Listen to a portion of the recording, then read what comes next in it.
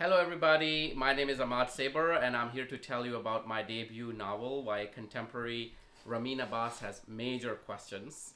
And in honor of my niece, who's a massive K pop Demon Hunters fan, I'm dressed like Rumi. She's also helping me film this video. Hi guys. And I'll start off by telling you about the book, and then we're going to read the first chapter for you. So, this book is about Ramin Abbas, who is a closeted Muslim teenager who goes to an all Muslim high school, and he has spent his whole life obeying his parents, his Imam, and of course Allah without question.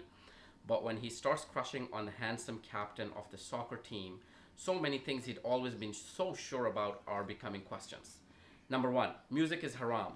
But what if you're listening to the Wicked soundtrack because you're being forced to play on the soccer team with Captain Handsome? Number two, a boy crush is double haram, and Ramin's parents will never accept it. But can he really be the only Muslim on earth who feels this way? Number three, Allah is merciful and makes no mistakes. So then, isn't Ramin just the way Allah intended him to be? And why does living your truth or living a lie even have to be a choice? So that was off of the back cover, and I'm going to read the first chapter now.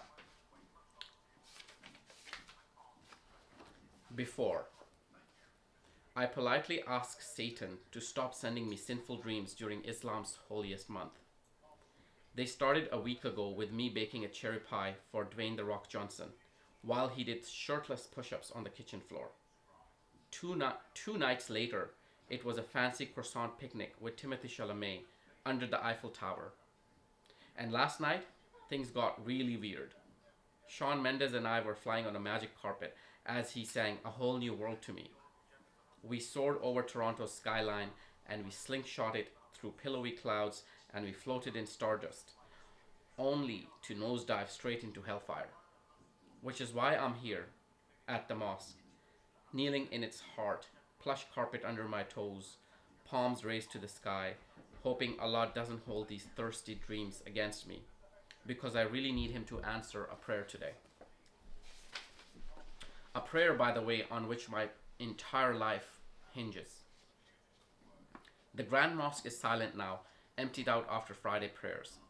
A faint scent of agarwood lingers in the crisp early spring air, sneaking in through the open windows.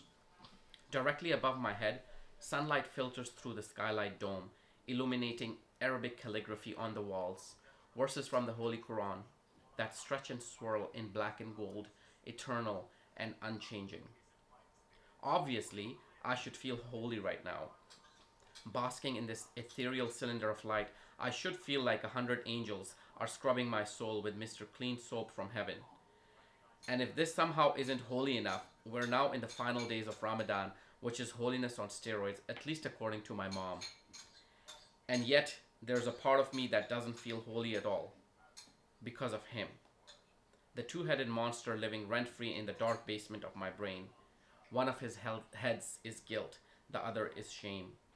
He lurks in corners, waiting for the perfect moment to whisper that no matter how many tears I shed in Allah's devotion, I'll never be quite as Muslim as all the other Muslims who prayed here an hour ago.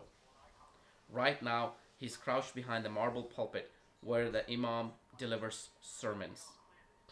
He reared his head earlier when the Imam spoke of the 70 major sins. That's right, 70. The Imam had said that while Allah is endlessly loving and merciful, He's also wrathful when it comes to the big sins, unless one repents sincerely. Polytheism, murder, usury, and exploiting orphans are pretty high on the list. Witchcraft, sorry Harry, you're not going to heaven, and disobeying our parents. Why do I have a feeling all the parents of earth agree? We're up there too. The Imam had finished by reminding us that one of Allah's 99 names is Al-Muntakim, the Avenger. A shiver runs down my spine. I exhale and try to refocus. Allah is kind and loving. Deep in my heart, I know this. He watched over my parents as they clawed out a new life in Canada. He healed my wrist when I broke it in an accident. He gave me the SAT score of my dreams. Seriously, it's like having a best friend who just happens to also be infinitely powerful. And yet, he can be a pretty scary God too. That's because, as the Imam said, Allah is just and fair, so He has to punish serious sins with serious severity. We're talking chains and shackles in hell for the disbelievers, garments of fire, scalding water being poured over scalps, thorny fruits for food, boiling water, and pus to drink. The two headed monster grins from the shadows. I squeeze my eyes shut.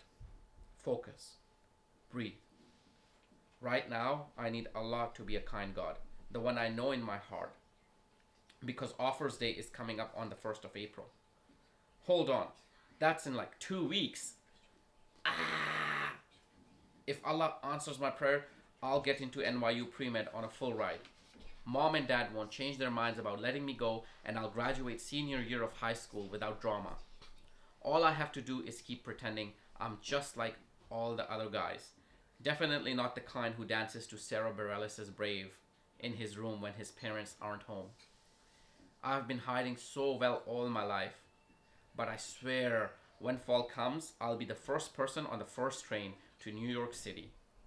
I'll settle into a nice and quiet dorm room, buy a pair of massive speakers, find a group of friends, and if I can get my Brave on, we'll blast the soundtracks to Wicked and Waitress through the student residence. Then one day, hopefully, my hideous two-headed monster will stop being such a Grinch and dance along with me. Maybe that'll be the day I finally convince myself that Allah, the Allah I know as my friend, could never have created this monster. So that was the end of chapter 1. And again, the book is called Ramin Abbas Has Major Questions. And you could find it in March 2026, coming out by Simon & Schuster, Athenaeum, Caitlin DeLuey Books, available widely in all the bookstores. So if you liked and enjoyed the sample, I look forward to sharing the full book with you in March of next year. Thank you, everybody.